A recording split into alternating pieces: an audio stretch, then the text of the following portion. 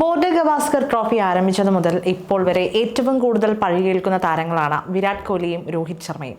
മുൻ ഇന്ത്യൻ താരങ്ങൾ ഉൾപ്പെടെ രൂക്ഷമായി വിമർശിച്ചും പരിഹസിച്ചും രംഗത്തെത്തി.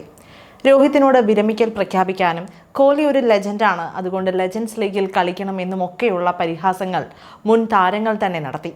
എന്നാൽ ഇരുവരെയും ഇത്തരത്തിൽ വിമർശിക്കുന്നതിനെതിരെ രംഗത്തെത്തിയിരിക്കുകയാണ് ഇന്ത്യക്ക് ലോകകപ്പ് സമ്മാനിച്ച മുൻ ഓൾറൗണ്ടർ യുവരാജ് സിംഗ്. ഫോം ഔട്ടായതിന്റെ പേരിൽ സൂപ്പർ താരങ്ങളായ രോഹിത് ശർമ്മയെയും വിരാട് കോഹ്ലിയെയും ലക്ഷ്യമിടുന്നത് ശരിയല്ലെന്നായിരുന്നു താരത്തിന്റെ വാദം.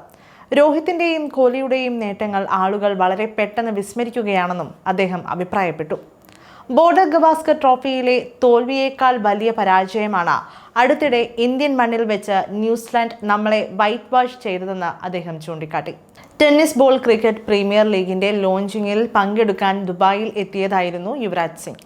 ടീമിന്റെ ബാറ്റിംഗ് ദൗർബല്യമായിരുന്നു രണ്ട് പരാജയങ്ങൾക്കും പ്രധാന കാരണമായത്, പ്രത്യേകിച്ച് രോഹിത്തിന്റെയും കോഹ്ലിയുടെയും. ഓഫ് സ്റ്റമ്പിന് പുറത്തുള്ള പന്തുകളിൽ ബാറ്റ് വെച്ച് പുറത്താവുന്നത് തുടർന്നെങ്കിലും BGT പരമ്പരയിൽ കോഹ്ലിക്ക് ഒരു സെഞ്ചുറിയെങ്കിലും നേടാനായെങ്കിലും രോഹിത് സമ്പൂർണ്ണ പരാജയമായി.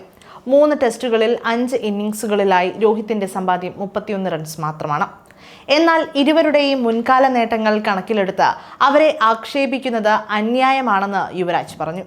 കഴിഞ്ഞ കാലങ്ങളിൽ അവർ നേടിയത് ആളുകൾ മറക്കുന്നു.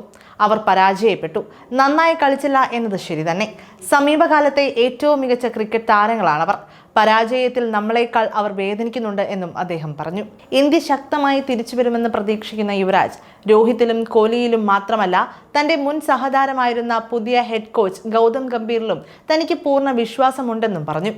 ഗൗതം ഗംഭീർ, സെലക്ടർ അജിത് അഗാർക്കർ, രോഹിത് ശർമ്മ, വിരാട് കോഹ്ലി, ജസ്പ്രീത് ബുംറ ഇവരെല്ലാം ഇപ്പോഴും ക്രിക്കറ്റിലെ ഏറ്റവും മികച്ചവരാണ്. ഭാവിയിൽ ഇന്ത്യൻ ക്രിക്കറ്റിന്റെ വഴി എന്താണെന്ന് അവർ തീരുമാനിക്കേണ്ടതുണ്ട്. കഴിഞ്ഞ കുറേ വർഷങ്ങളായി ഓസ്ട്രേലിയ ഏറ്റവും ശക്തമായ ടീമാണ്.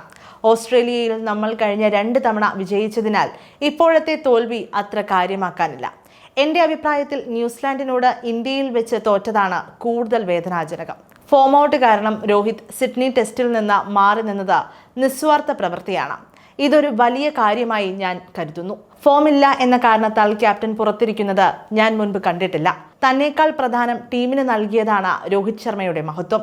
ജയിച്ചാലും തോറ്റാലും അദ്ദേഹം മികച്ച ക്യാപ്റ്റനാണ്. അദ്ദേഹത്തിന്റെ ക്യാപ്റ്റൻസിയിൽ ഞാൻ ലോകകപ്പ് ഫൈനൽ കളിച്ചിട്ടുണ്ട്. ഞങ്ങൾ T20 ലോകകപ്പ് നേടി, ഒരുപാട് നേട്ടങ്ങൾ കൈവരിച്ചു എന്നും യുവരാജ് പറഞ്ഞു. ടീമിന്റെ പ്രകടനം വിലയിരുത്തുമ്പോൾ സംയമനം പാലിക്കണമെന്ന് അദ്ദേഹം അഭ്യർത്ഥിച്ചു. നന്നായി കളിക്കാത്തപ്പോൾ അവരെ വിമർശിക്കുക വളരെ എളുപ്പമാണ്. വിമർശിക്കുക എന്നത് മാധ്യമങ്ങളുടെ ജോലിയാണ്. എൻ്റെ സുഹൃത്തുക്കളെയും സഹോദരങ്ങളെയും പിന്തുണയ്ക്കുക എന്നതാണ് എൻ്റെ ജോലിയെന്നും യുവരാജ് കൂട്ടിച്ചേർത്തു. ഇന്ത്യക്ക് വേണ്ടി 304 ഏകദിനങ്ങളും 40 ടെസ്റ്റുകളും 58 T20 മത്സരങ്ങളും കളിച്ച യുവരാജ് ആകെ 11,000 റൺസ് നേടിയിട്ടുണ്ട്.